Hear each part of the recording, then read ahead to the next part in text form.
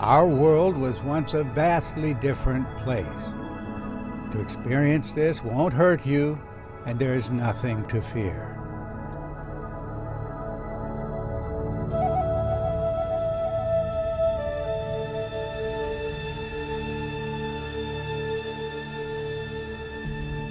The planet Venus, our closest planetary neighbor and the brightest star in the sky.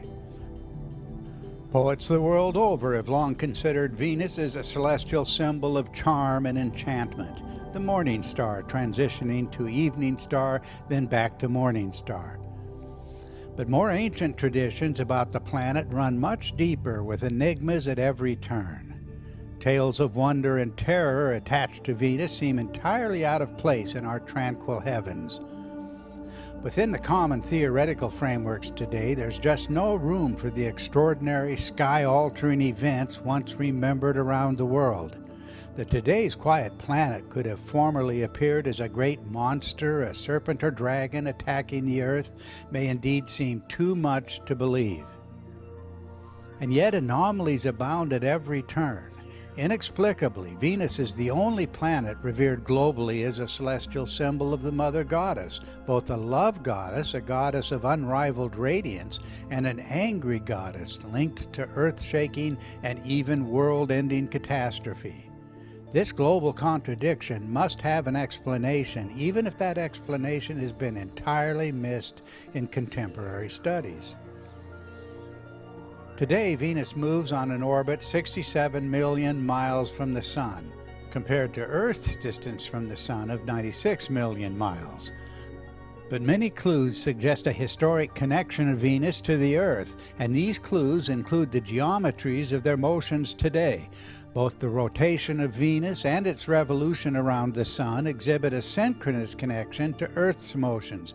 5 Venus years equal 8 Earth years.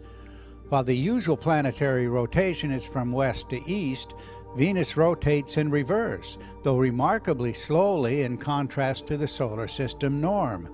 A Venus day, or full rotation, is longer than its year, the time it takes to complete a revolution around the Sun.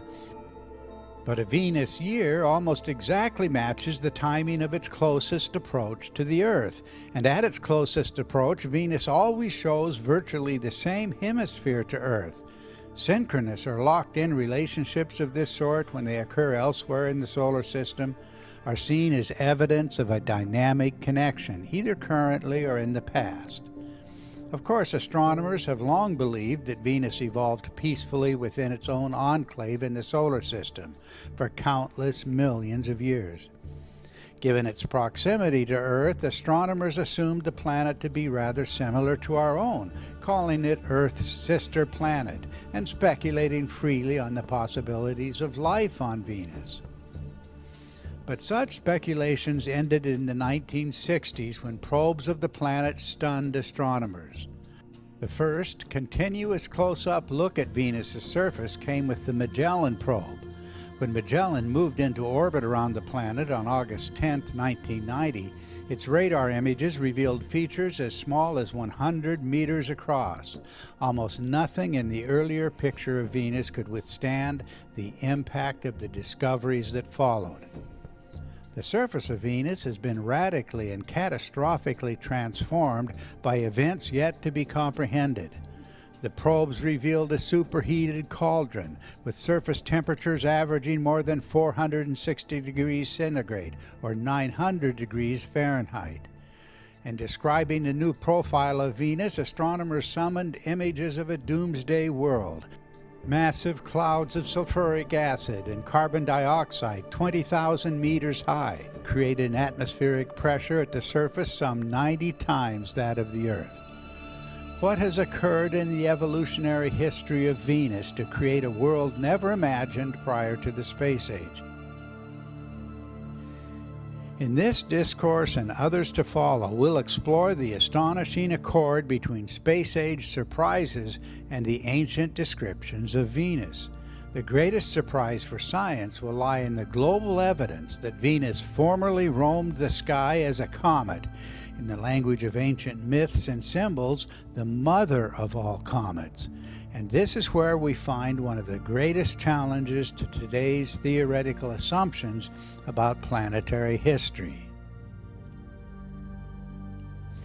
Though Immanuel Velikovsky was not the first to notice the cometary images attached to Venus, it was his book Worlds in Collision, published in 1950, that brought the issue to public attention with much greater force than any evidential fragments that preceded his best-selling book. Velikovsky noted many tales of disaster and upheaval in which the agent of destruction not only possessed comet-like attributes, but was named as the planet Venus. And so the anomalous comet-like features of Venus in world mythology became key pieces of a historical argument.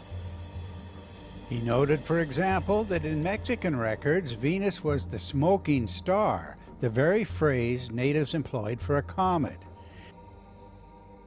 He found in both the Americas and the Near East a recurring association of Venus with celestial hair and with a celestial beard, two of the most common hieroglyphs for the comet in the ancient world.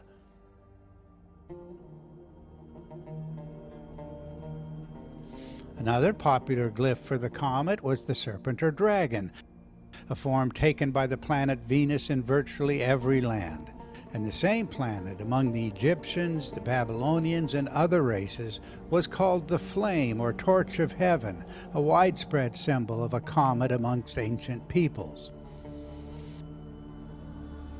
According to Velikovsky, the history of the comet Venus inspired one of the most powerful themes of ancient myth and ritual, a collective memory of catastrophe, global upheaval, earth-shaking battles in the sky, decimation of nations on Earth, an extended period of darkness, and the end of one world age and the birth of another. Having devoted decades to following the global evidence, I can confirm beyond any reasonable doubt that chroniclers the world over did indeed describe Venus as a comet. Not the planet that we observe on a predictable path today, from Egypt and Mesopotamia to northern Europe and Africa, from the Mediterranean to the South Pacific, from China to the Americas. The sky worshippers remembered the comet Venus with awe and terror. For those who've been following these discourses, we'll connect the global story of the comet Venus to our reconstruction of the polar configuration. The universal fears of comets trace to the symbolic mother of all comets, without which the global accord could never have arisen in the first place. Why did the appearance of a comet signify the death of a great king? Why, more specifically, was it claimed to be the soul of a deceased king rising in the sky? Our goal will be to show that the myth of the Great Comet is the story of the radiant star that animated the polar configuration as the central eye, heart, and soul of the primeval sun. The subsequent fate of that star is indeed the story of the Great Comet.